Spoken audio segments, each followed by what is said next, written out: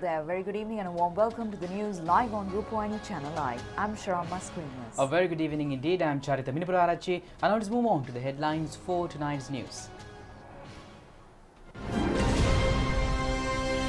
Final report of the Presidential Commission of Inquiry on Easter Sunday attack will be taken up for parliamentary debate on coming Wednesday. Maha Vikramaraji Ayurveda Institute has been declared as a university. Opportunity for 350 candidates for the year 2021.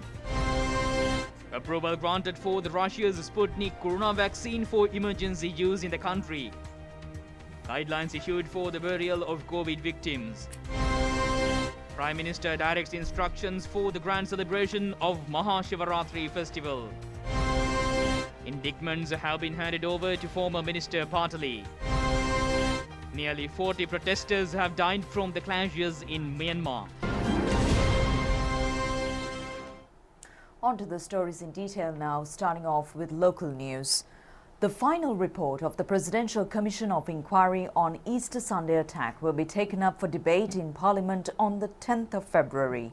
The decision to commence this debate in this regard on Wednesday the 10th was reached at the committee meeting on parliamentary business held under the patronage of the Speaker Mahindaya Pabevarthana today.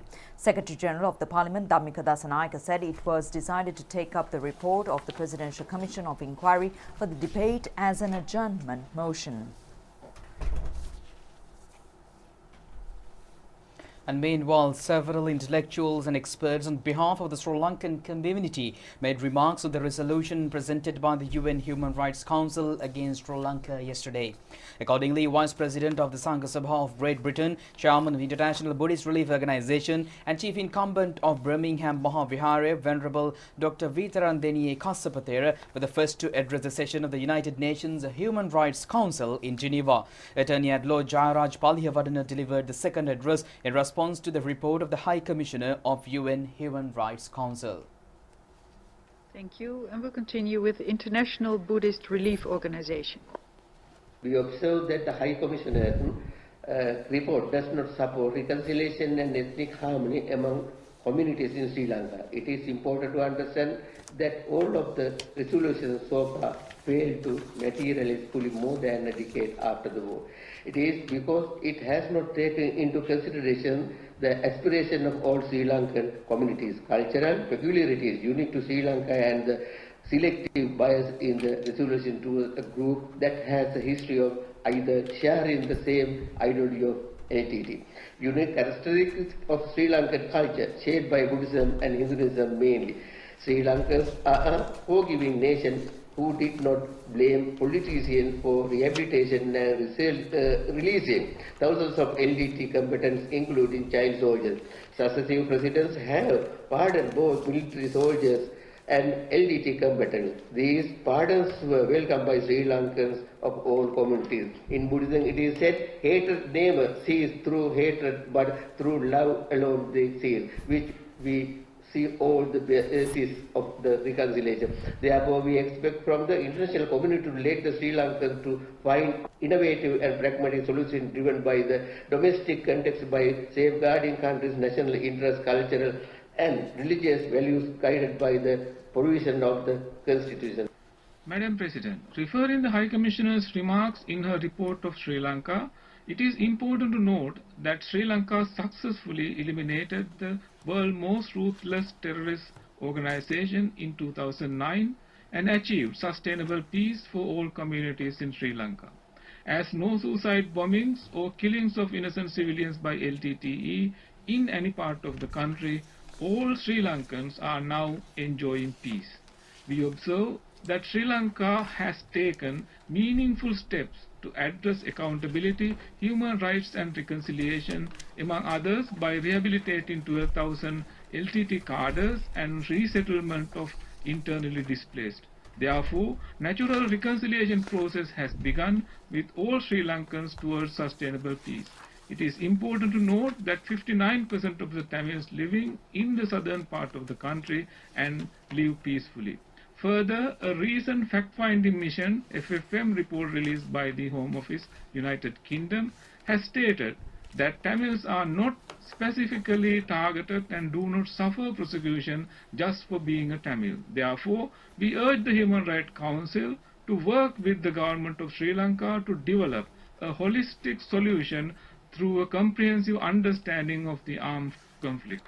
Thank you. Meanwhile, the collective of the parents of the deceased and disappeared persons in North and East says that certain Tamil politicians act against any government which come forward to resolve the issues and concerns of the Northeast public. They pointed out that those Tamil politicians always make the effort to proceed with their political agendas by keeping the parents of the disappeared persons on street. The collective of the parents of the deceased and the disappeared persons in the North and East handed over a petition to the Office of the United Nations in Colombo today. They requested to conduct investigations on the killings and disappearances committed by the LTTE through the petition. The collective of the parents of the deceased and disappeared persons in the North and East also handed over a petition to the British High Commission to Sri Lanka today. They were also engaged in a silent demonstration before the High Commission office. Subsequently, they handed over another petition to the Presidential Secretariat as well. And meanwhile, Vikramaraji Ayurveda Institute has been declared as the 16th state university in the country today. The declaration of the new state university was made at a ceremony held at BMICH in Colombo under the patronage of President Gotabaya Rajapaksa. Started in 1926 by Ayurveda Chakravarti Pandit G.P. Vikramaraji with 20 students, Gampaha Vikramaraji Ayurveda Institute is renowned as a center for teaching indigenous traditions of medicines in the country. Subsequently, the institute was elevated into a university-level institute following the affiliation to the University of Kelaniya in 1955. The institute was opened on March 1st as the Gampaha Vikramaraji Institute University of Indigenous Medicine with the mission of becoming a global center for excellence in indigenous medicine. The newly declared state university is the 16th university in the country and total of 7 new graduate courses have been included into the university. The university provides entry facilities for 350 degree candidates for the year 2021 with 50 students for each batch. The first batch will be enrolled based on the results of the 2020 GCE Advanced Level Examination. Deputy Chief Prelate of Malwatha Chapter, Venerable Dr. Nyangoda Vidachisiri has been nominated as the incumbent Chancellor of the university. The President presented the Vijnipatha to the Venerable Thera. Subsequently, the President signed the guest book of the university after officially launching the website of the university. The official emblem, flag and the anthem of Gampaha Vikramaraji University of Indigenous Medicine will launch subsequently. Vice-Chancellor of the University, Senior Professor Janitha Elianage presented mementos for the President and Minister of Education, Professor G.L. Pires, at this occasion.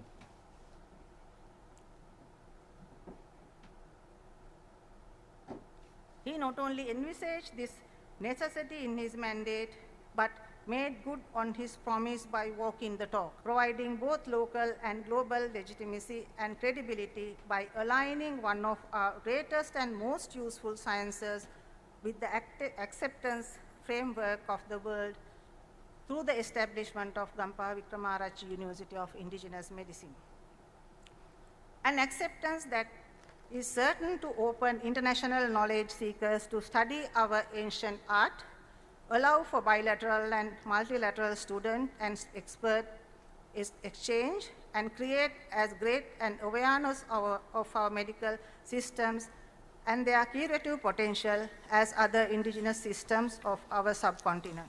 Today marks yet another milestone in this glorious history. Today, the once Gampaha Siddhayurveda Vidyalaya becomes the Gampaha Vikramaraji University of Indigenous Medicine. This milestone is symbolic of wealth the university will offer to our Ayurvedic tradition. In the current global scenario, it has become more and more evident that the Ayurvedic culture of many countries should be revived to meet the demands of global society. Being a proud nation which has inherent a rich Ayurvedic culture, it is our duty to preserve it and engage in research so that it will be able to complement Western medicine while standing on its own. Disappoint in this Herculean task. State Minister Channa Jayasumana states that approval has been granted for the Russia Sputnik corona vaccine for emergency use in the country. The relevant approval has been granted by a committee of specialists of State Pharmaceutical Regulatory Authority. Russian-produced Sputnik COVID-19 vaccine is the second jab to be approved in the country for emergency use.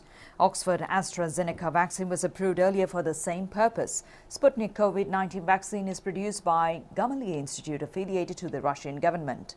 The epidemiology unit has indicated that more than 599,991 persons have been vaccinated under the COVID-19 immunization program. The vaccination program has been carried out for the 35th day today. 46,170 persons were vaccinated yesterday. Vaccination of the residents in Ratupaswala Grama Niladhari division in Gampa was carried out today. Approximately 2,000 persons were vaccinated today. Residents in Vidiyavatta East and West Grama Niladhari divisions of the Vidiyavatta Medical Division in Minuwangoda were vaccinated today. A total of 2,525 persons were vaccinated under the program. Residents in Galloluwa East and West areas in Minuwangoda were also vaccinated today. More than 2,000 were vaccinated accordingly. Another vaccination program was held at the Vijayarama Shri Atula Rajama Vihara in Nugegoda today. Approximately 1,000 residents have been vaccinated according to health officials. Police media spokesman DIG Ajit Rohana said that more than 30,000 police personnel have received the vaccine thus far. The vaccination program related to the police personnel was also carried out today. The number of recoveries from COVID-19 in the country was reported at 80,836 today. It is a percentage of 95.74, and another 3,110 COVID-19 patients were under treatment at various treatment centers. 3,875 have left the hospitals in the past 7 days after recovering from the virus. Another 417 fully recovered persons have left the hospitals today. 10,786 PCR tests have been conducted yesterday. A total of 2,148,888 PCR tests have been conducted so far in the country. One COVID-19 related death was reported yesterday. The 65-year-old victim was a resident from Eravur area.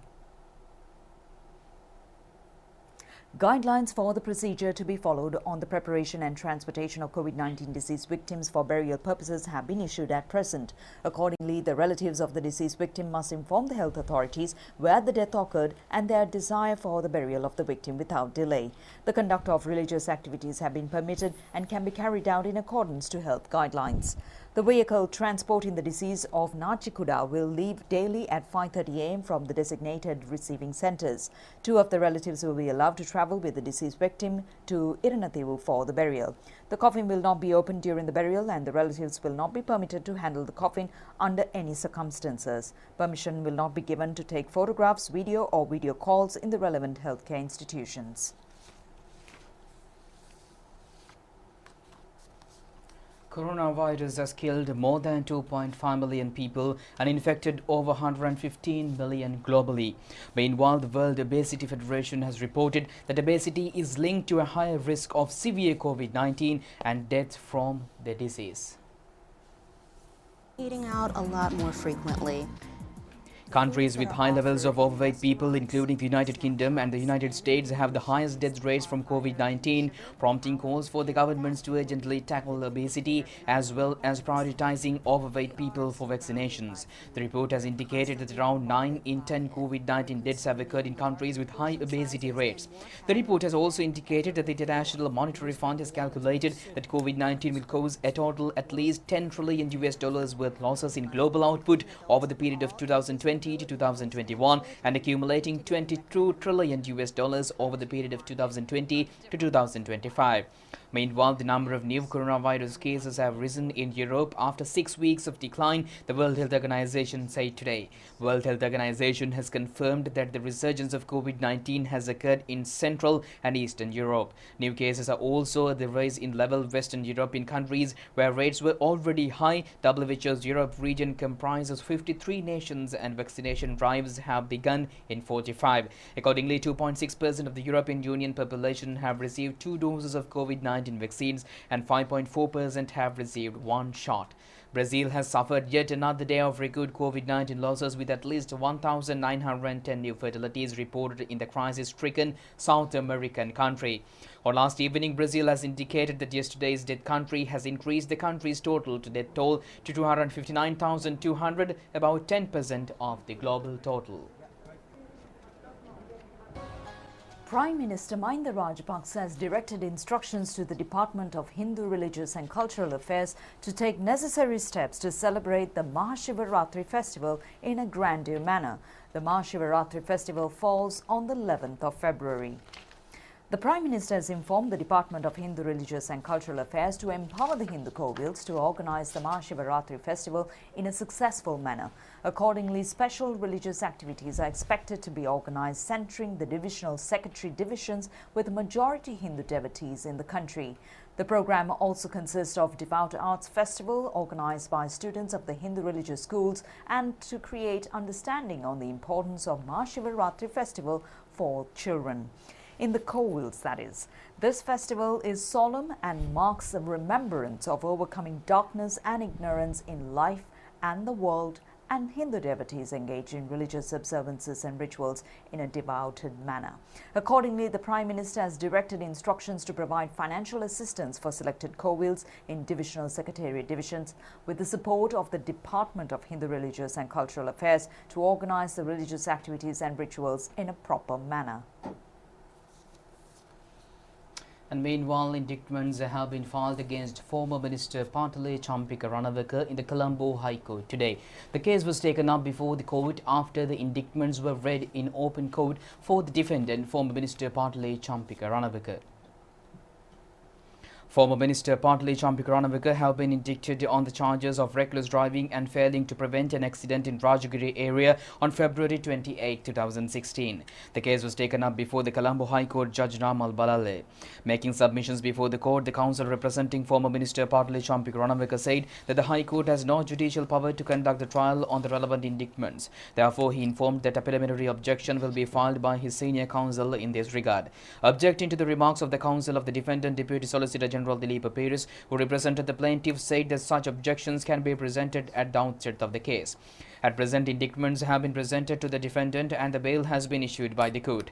Accordingly, the Deputy Solicitor General pointed out that since the defendant has been charged with the relevant indictments, preliminary objections cannot be raised at this stage. The inquiry on the preliminary objection will be taken up on the April 27th. Sandeep Sampath Gunawardena, who was the victim of the accident and a nominated witness of the case, appeared before the court today in a wheelchair. Another 4 witnesses were also present at the court. The Deputy Solicitor General requested the court to present the jeep driven by the former minister at the time of an accident and available at the Ministry of Finance at present during the next hearing. Accordingly, the High Court judge ordered the Ministry Secretary to present the vehicle at the next hearing. The meeting of the National Coordinating Subcommittee on Social Infrastructure Facilities for the Presidential Task Force on Economic Revival and Poverty Alleviation was held at the Ministry of Education yesterday. Discussions were held on how to develop a high-quality human resource in the field of education.